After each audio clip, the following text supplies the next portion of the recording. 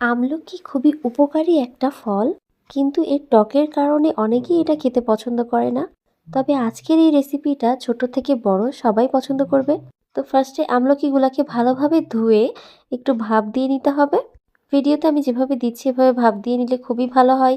আর সিদ্ধ করলেও কোনো প্রবলেম নাই, তবে ভাপ দিলে এর পুষ্টিটা খুবই ভালোভাবে থেকে যায়।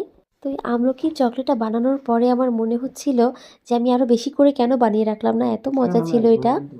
তো দেখুন আমার আমলকিগুলা কিন্তু খুব ভালোভাবে সিদ্ধ হয়েছে। তো সিদ্ধ করার পরে আমলকির কোয়াগুলাকে খুব ভালোভাবে ছাড়ানো যায়।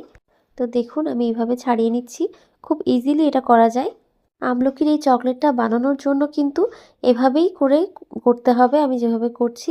একদম আস্ত আমলকি থাকলে কিন্তু এই চকলেটটা ভালো হবে না। আর এটাকে শোকানোও অনেক ঝামেলা হবে। তো সবগুলো আমলকির কোয়াগুলা এভাবে ছাড়িয়ে নিতে হবে। কোয়াগুলা ছাড়ানো হয়ে গেলে এবার আমি এর ভিতরে